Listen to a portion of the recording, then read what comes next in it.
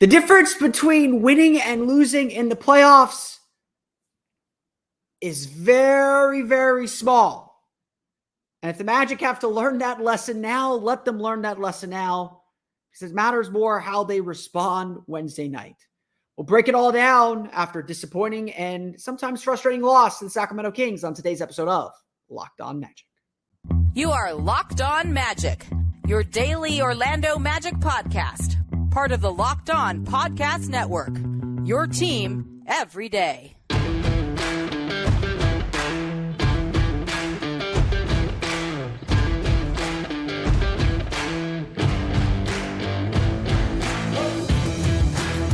And you are indeed Locked On Magic. Today is March 24th, 2024. My name is Philip Rossman-Reich. I'm the expert and site editor over at OrlandoMagicDaily.com. Of course, follow me on Twitter at PhilipRR_OMD. On today's episode of Locked On Magic, the Orlando Magic suffer a very, very narrow loss to our friends over in Sacramento, to the Sacramento Kings.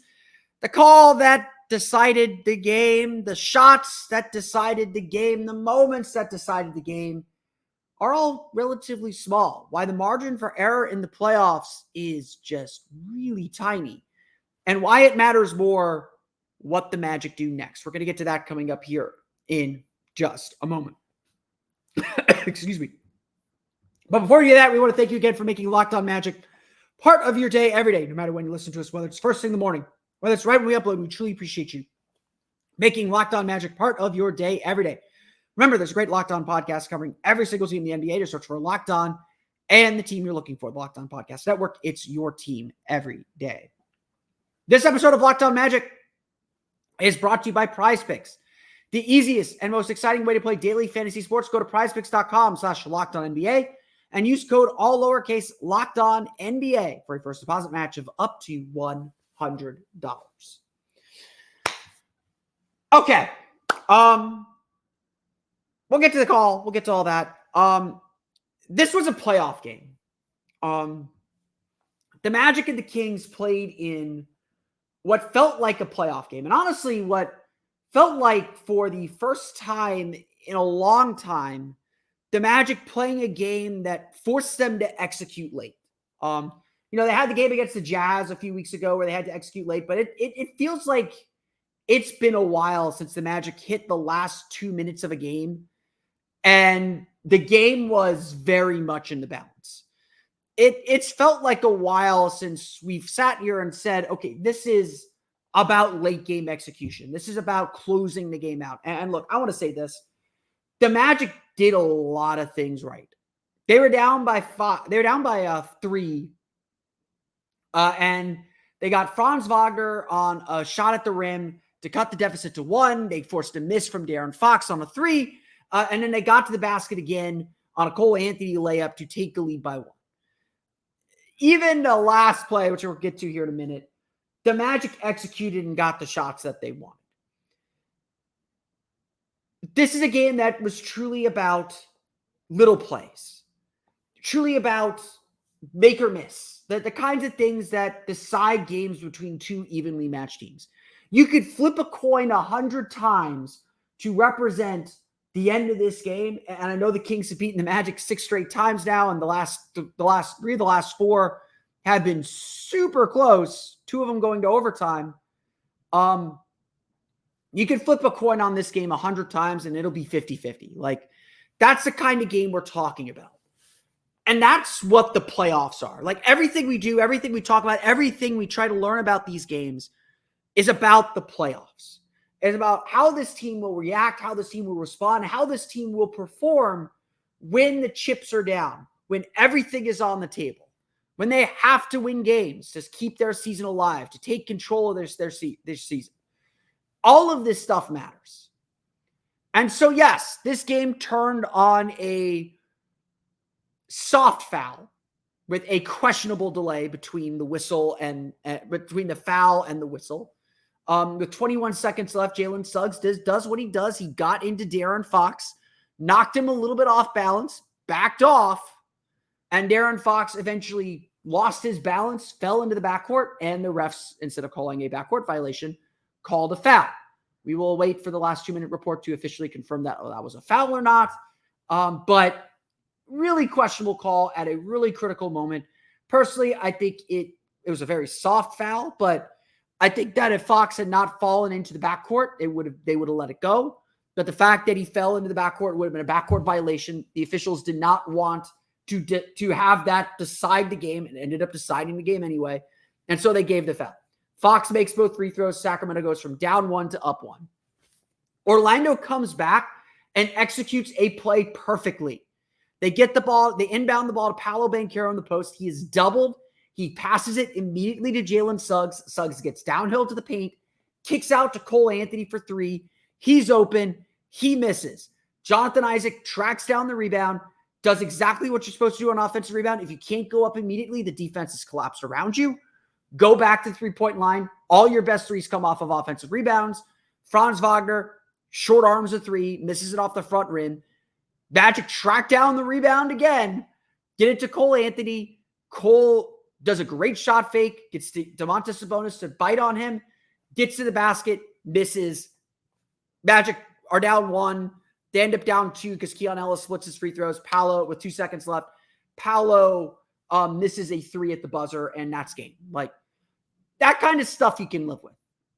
But again, this is the point. You can live with that stuff maybe in the regular season. And we are in the regular season still. You can live with that stuff. But that's the difference between winning and losing. A whistle here. A missed shot on good execution. It's these fine, small margins that determine wins or losses in these critical games. I know I've sat here and said this a million times this year because we are all preparing for the playoffs. It is the only thing we're thinking about, is the only thing we care about. We are preparing for the postseason. These games are decided by the thinnest of margins, by the smallest of things. And your ability to win these close games, you hear me say this all the time, good teams don't win close games, they avoid them. Well, in the playoffs, you better be able to execute down the stretch. You better be able to win these kinds of games because there is no running and hiding from a bad team in the playoffs. In the playoffs, whether you're up 3-1 or tied 2-2 is based on your ability to win these games. So on one hand, I want to say this. The Magic made mistakes. They didn't play a perfect game by any means. But against a quality opponent, the Magic played well enough to win. They put themselves in a position to win, and maybe a ill-advised moment of aggression from Jalen Suggs, you take that from him. For any mistake that he makes, he's going to do that. He's going to make that mistake 1 out of 10 times, if not 1 out of 20 or 1 out of 30, whatever remote odd you want. He's going to make that mistake once and pay off on that 100 times over. So if the Magic lose this game because of that, so be it, whatever. The Magic still got 3 good looks with a chance to win and missed. It's a make or miss league. But there are plenty of other things you can point to. Plenty of other things that the Magic just had to clean up and had to understand that it's these small things that add up. Look, Orlando had only 13 turnovers in this game. That's a pretty good number for them. But they gave up 19 points off those turnovers and 26 fast break points. That's going to hurt you. That's going to cost you. Even though you outscore Sacramento 56-32 in the paint, even though Sacramento shoots only 15-40 from 3 and 43.7% from 4, your defense does the job. They didn't get the stops when they needed. When the Magic were trying to get back into the game, Sacramento got to the line twice on back-to-back fouls by Jonathan Isaac. The only thing he did wrong in this game, by the way. The Magic gave up a critical offensive rebound that led to a Keegan Murray 3. It's the 13-0 run the Magic gave up in the 5 scoreless minutes in the third quarter that cost this game. That's the stuff we think about. And yes, there was a questionable call. Yes, there were critical missed shots in the last 2 minutes. But it's the addition of all these little things. It is the addition of every little moment that doesn't go in your favor against the things that do, that cost you a game. I want to repeat this. This was a game played at playoff intensity between two playoff caliber teams. The Magic and the Kings are pretty much even. I think we could say we're on the same level, two buzzer beating games. The Kings had one more play. And that's all the difference. Like literally, that's the only difference. The Magic had to over rely on Jonathan Isaac. They sat him for 2 minutes. The Kings flipped the game in those 2 minutes. That decided the game. The Magic missed some open shots early. They missed a lot of open shots during that stretch in the third quarter. Sometimes that happens. And the Magic still found their way to stay in the game. That part should be encouraging. But it is small margins. It is small little things that determine playoff games. And so the Magic didn't turn those things in their favor this game. They've got 1 month to figure out how to turn these things in their favor when it counts in April. And the only way they're going to learn how to do that is to experience it. To experience failure, to experience success. This is the only way they're going to get better at this. And like I said, it's been a while since they've had to do this.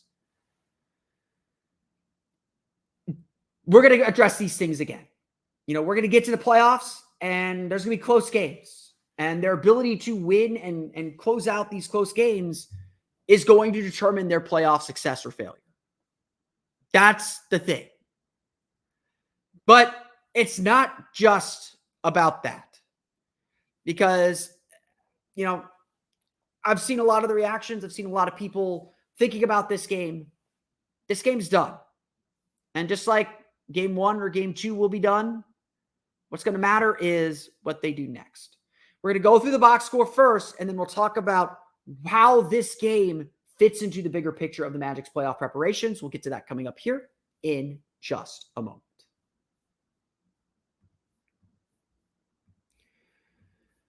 But first, it's time for a quick word from our friends over at Robinhood. Did you know that if you have a 401k for retirement, you can still have an IRA? Robinhood is the only IRA that gives you a 3% boost on every dollar you contribute when you subscribe to Robinhood Gold. But get this, now through April 30th, Robinhood is even boosting every single dollar you transfer in from other retirement accounts with a 3% match. That's right, no cap on the 3% match. Robinhood Gold gets you the most for your retirement thanks to their IRA with a 3% match. This offer is good through April 30th. Get started at Robinhood.com/boost. Subscription fees apply. And now for some legal info. Claim as of Q1 2024, validated by Radius Global Market Research. Investing involves risk, including loss. Limitations apply to IRAs and 401ks. 3% match requires Robinhood Gold for 1 year from the date of first 3% match. Must keep Robinhood IRA for 5 years. The 3% matching on transfers is subject to specific terms and conditions. Robinhood IRA is available to U.S. customers in good standing. Robinhood Financial LLC member SIPC is a registered broker-dealer. Today's episode of Locked On Magic is also brought to you by our friends at eBay Motors. Passion, drive, and patience, what brings home the winning trophy, is also what keeps your ride or die alive. eBay Motors has everything you need to maintain your vehicle and level it up to peak performance, from superchargers, roof racks, exhaust kits, LED headlights, and more. Whether you're into speed, power, or style, eBay Motors has got you covered. With more than 122 million parts for your number one ride or die, you'll always find exactly what you're looking for. And with eBay Guaranteed Fit, your part is guaranteed to fit your ride every time or your money back. Because with eBay Motors, you're burning rubber, not cash. With all the parts you need at the prices you want, it's easy to turn your car into the MVP and bring home that win. Keep your ride or die alive at ebaymotors.com. Eligible items only. Exclusions apply. eBay Guaranteed Fit is only available to U.S. customers.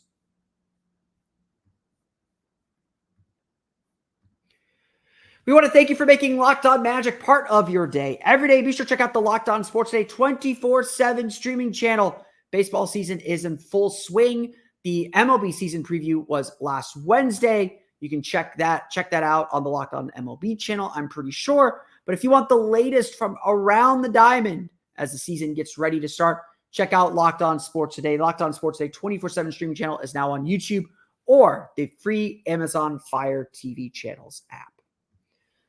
Let's go through the box score real fast before we turn the page and start looking ahead to what this means. The Orlando Magic fall to the Sacramento Kings 109-107. I will repeat what I said here. If the NBA does not put Magic Kings on national TV next year, they are doing it wrong. This was an extremely entertaining game. Both teams played really tight. Neither team really got ahead.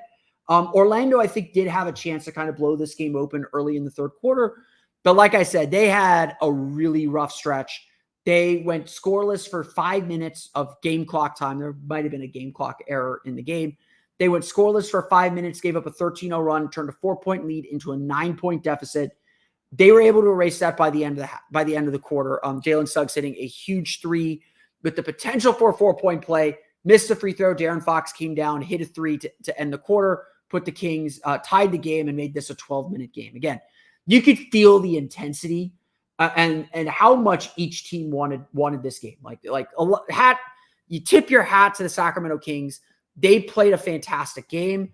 They knew how to manage things a little bit. And something that I think we'll talk about on tomorrow's episode of Locked On Magic, on Monday's episode of Locked On Magic, is a little bit about playoff rotations and some of the decisions that Jamal Mosley has to be making, has to be thinking about as he prepares for the playoffs. So again, everything we're talking about now is preparing for the playoffs. I want to get this out of the way because we'll talk more about it tomorrow as well. It's going to be our lead story tomorrow. Jonathan Isaac was really good. 25 points, 7 rebounds, 10 for 13 shooting, 3 for 4 from 3, 2 for 3 from the foul line. 1 steal, 2 blocks, including just a miraculous block of Domantas Sabonis. I watched it live. I saw it happen live. I sit on the baseline close to the Kings bench. And I saw Isaac come downhill to meet Domantas Sabonis. I was just like, what the hell just happened? Sorry for that. What just happened? And then you watch the replay and it's just like, how did he do that? Like, Isaac is just such a monster defensively. And again, look, the Magic are not anywhere near this game without Jonathan Isaac. He played with so much energy and so much fire and confidence. He really started to look, he tied his career high with 25 points. So he looked like 2019 Jonathan Isaac, before the injury, before the original injury. He looked so good, and the Magic could not have him on the floor enough. He played only 22-47. He didn't even play half the game. But he played 8 straight minutes in the first half, took himself out of the game because he was gassed playing so hard. He scored 17 in the first half. He played 10 straight minutes in the third and fourth quarters. When he came out, the Magic were up 1. When he came back in, the Magic were down 1 and eventually down by 5. They could not keep him off the floor. And, this plus minus proves that. He was plus 26. Like, the Magic were just infinitely better with him on the floor. Sacramento didn't really know what to do with him. And obviously, he's making shots, but defensively, he held his own against Domantas Sabonis and Alex Len. Just really did a good job controlling the glass. I can't speak enough about Jonathan Isaac. We're going to talk more. We're going to give him a full segment tomorrow. I could just keep glowing about him. He was the player of the game. The Magic do not exist or do not function without him in this game. Paolo Banchero was solid, but not great. 22 points, 8 for 18 shooting, 1 for 6 from 3, 5 for 5 from the foul line, 7 rebounds, 5 assists. He did have 4 turnovers as well. A couple of times just loose with the ball. As much as I think we want to see Paolo continue to improve as a three-point shooter, he's taken some major steps. The area that he needs to be better at is with his ball handling. If he's going to be a point guard, if he's going to be the point forward and handle the ball for this team, he's got to take care of the ball better. And again, I don't care about the passing turnovers. Those are him being aggressive, him learning the right reads. He's got to make those mistakes. It's the dribbling turnovers, dribbling into traffic. He's just got to tighten the handle up a little bit to protect the ball. But in the end, Paolo still made some really big plays, still made some really big shots, and still was kind of the straw that stirs the drink. He just makes so many good passes. And look, Orlando missed a lot of open shots in this game. They ended up shooting 47.7%. Games really played kind of at their pace, only 88 field goal attempts. But the Magic were 10 for 35 from 3. 35's kind of a mystical number for the Magic. I think they're like 5 and 15, 5 and 16, maybe 5 and 17 when they shoot 35 or more threes. The point being, whatever their record actually is, they only have like 5 wins when they shoot more than 35 threes. Whatever their record is, if the Magic are shooting too many threes, that's usually a bad sign for them. Now, granted, Orlando had 56 points in the paint. They were 28 for 44 in the paint. So they were getting downhill. They were getting to the basket. They got to the foul line a little bit. There were good things that the Magic did. This wasn't like some terrible offensive game. But like I said, in a game like this that's so close and with a quality opponent, it's these little things. It's coming out of a timeout and Franz Wagner, who's 1 for 4 on threes, missing a three and missing it badly coming out of a timeout. Just a bad shot selection. Franz had 18 points, 8 for 14 shooting. Not a bad game for him, 4 assists. Did a good job getting to the basket. Just like really worked his way to the basket well, was able to attack downhill. So a lot of really good things there. Hit a three, hit a three. It was a step back over De'Aaron Fox that had even De'Aaron Fox laughing at him for it. They're chumming it up there. But Franz was fine attacking and getting downhill like that. Like he had a solid game, not a great game. But the Magic can't settle for threes. Again, and we're seeing now how teams are going to defend him. You look at the rest of the box score. Jalen Suggs had 9 points, 3 for 10 shooting, 1 for 5 from 3. So a rare bad shooting game for him. Wendell Carter was 3 points, 1 for 6 shooting. Got a lot of hate from Magic fans, but he had 11 rebounds. Like he was awesome on the glass. Like, yeah, he didn't finish his 3 offensive rebounds necessarily, but he was great on the glass. I thought he actually did a really good job on Domantas Sabonis. Sabonis finished with 21 points, 14 rebounds, 8 assists. So again, you're not shutting down Sabonis at this point. But I thought Carter held his own, forced Sabonis into difficult shots. And just not having a consistent offensive option, having Isaac playing so well, that helps. But the Magic, back to the point about 3-pointers, like the Magic have to hit their threes early. Sacramento was doing exactly what New Orleans did. They were forcing the Magic to make long passes for threes, and they were open. And the Magic missed a bunch of them early, and the Magic got down early because of that. Against New Orleans, they made a bunch of those threes early. Or they eventually made a bunch of those threes. The Magic, that never came.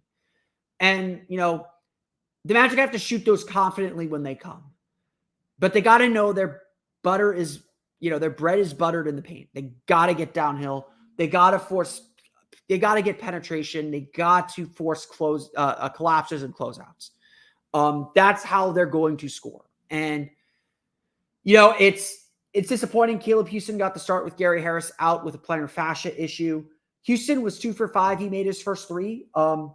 But again, there weren't enough guys making shots. And Cole Anthony had 16 points. Mo Wagner had a rare quiet night with 4 points. The Magic they were like fine offensively, but never really got themselves going. And, the 3-point shooting is a big deal. Like we all know it. We all know that's something that the Magic just need a reputation as a 3-point shooting team, as a threat. They're not there yet. And this game, they were fine when they did hit their threes, and they were fine when they were able to kind of stretch the floor a little bit and create some space. But they took a lot of threes. Those led to rebounds. Sacramento got out in transition. They did a really good job running. When Orlando could get their defense set, they were generally pretty fine defensively. When Sacramento was attacking in transition, Orlando really struggled. And look, like I said, it's small things that determine these games. Doing all that allowed Sacramento to play at their pace for long stretches. When Orlando was able to slow the game down, play at their pace, and play at the rate that they're comfortable at and execute, the Magic were fine and more than competitive. So this was a clash of styles, and Orlando won a lot of that. But, obviously Sacramento was able to take control and hold the lead and hang on and make plays. And again, Orlando made a bad play, made a bonehead. Now, I wouldn't say boneheaded play, but questionable call at the end on Jalen Suggs. Was not Jalen's best game. And, a lot of frustration, I think, over that. Paolo was certainly frustrated with the officiating and the lack of foul calls, even though he had 5 free throws. The Magic just got to continue to play through it. And that's the continued lesson of all of this, because this was a playoff game. This game was played at playoff intensity.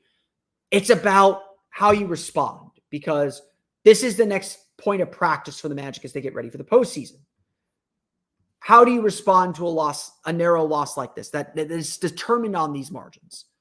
We'll get to that and that importance coming up here in just a moment.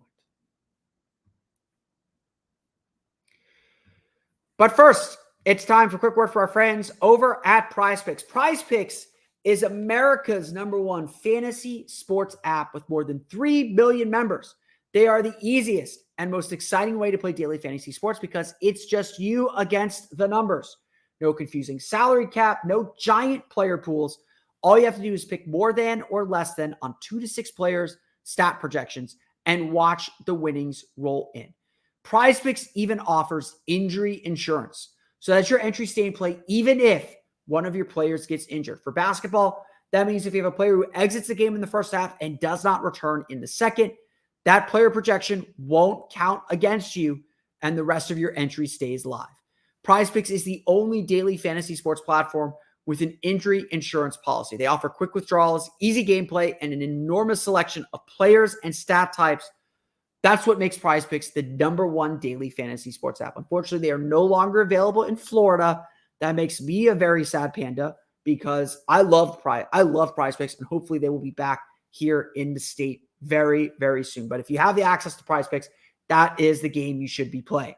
Go to prizepicks.com/LockedOnNBA and use code LockedOnNBA for a first deposit match of up to $100. Again, that's prizepicks.com/LockedOnNBA and use code LockedOnNBA for a first deposit match of up to $100.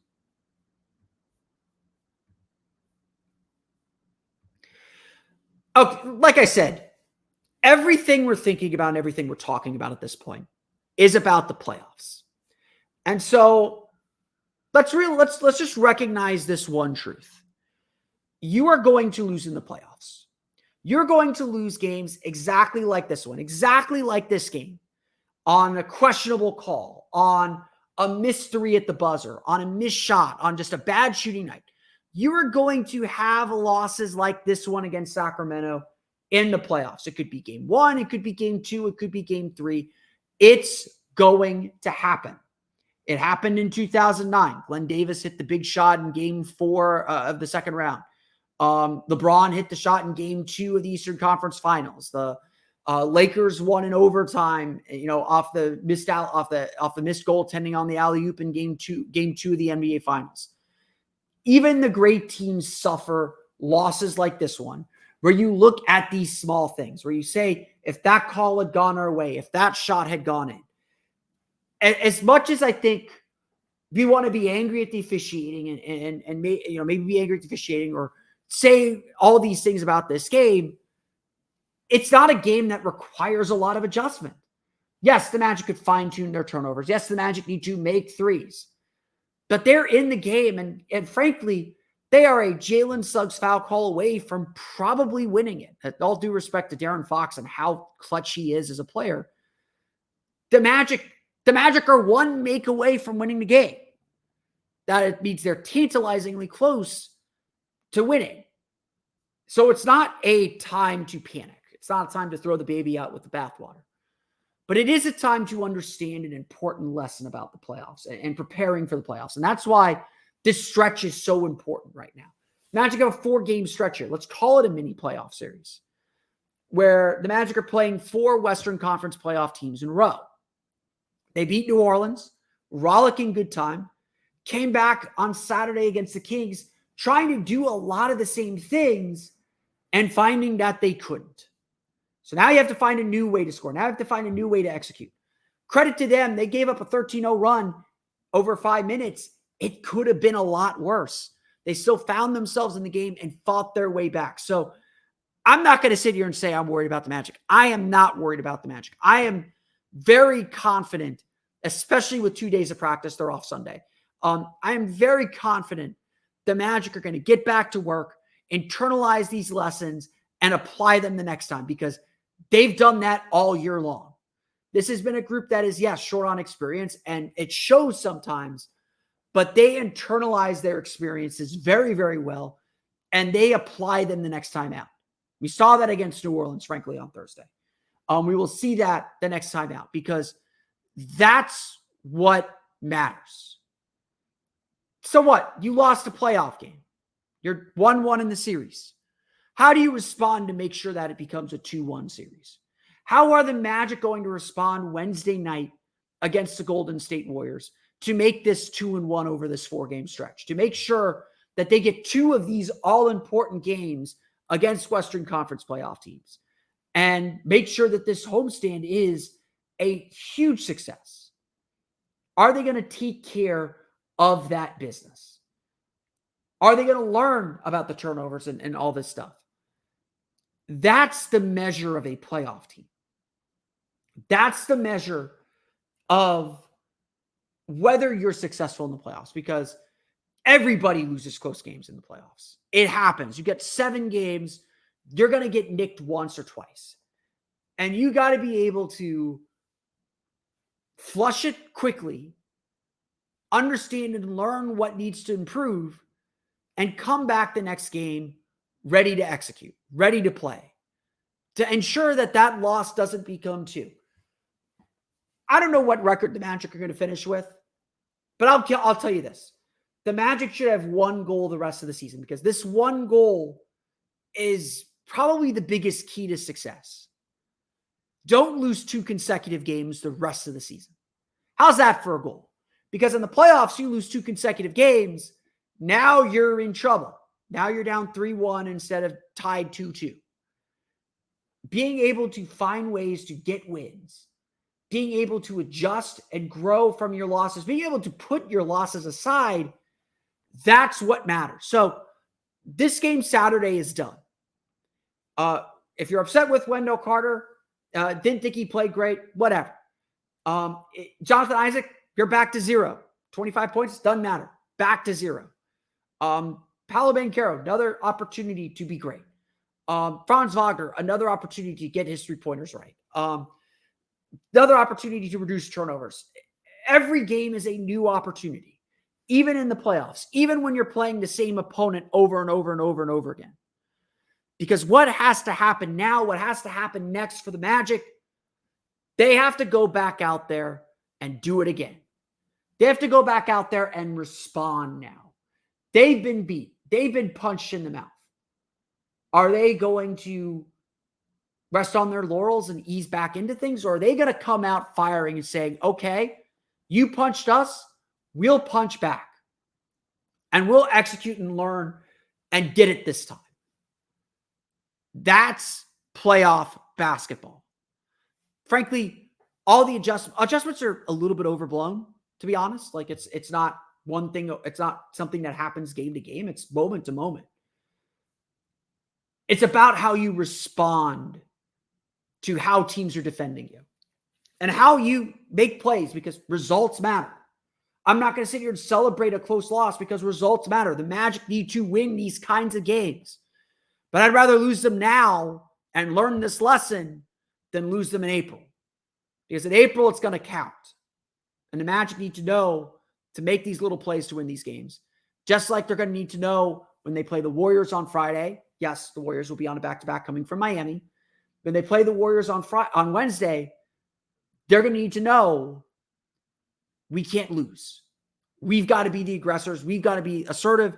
We've got to take control and win this thing. Because going down 2-0, going down 2-1, that's not an option in the playoffs. You don't want to be chasing in the playoffs just like you don't want to be chasing in the game. And so how the Magic respond to this loss, that matters so much more than the loss itself, because everyone's going to lose games like this in the playoffs.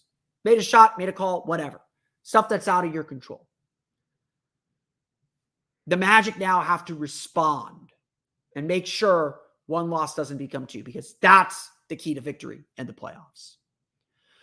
I want to thank you all again for listening to today's episode of Locked On Magic. Of course, find me on Twitter at @PhilipRR_OMD. Subscribe to the podcast on Apple Podcasts, Stitcher, TuneIn, Himalaya, Google, Spotify, Odyssey, and all of them sell podcasts to your podcast-enabled listening device. So latest on the Orlando Magic, be sure to check out OrlandoMagicDaily.com. You can find us there on Twitter at @OMagicDaily. And be sure also check out my Patreon page, the Orlando Magic Hub, at patreon.com/Orlando Magic Hub. And as always, thank you for your support.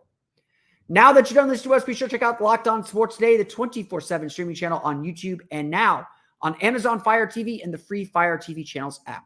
Locked On Sports Today is here for you 24/7, covering the top sports stories of the day with the local experts of Locked On, plus our national shows covering every league. Find Locked On Sports Today now available on the free Fire TV channels app.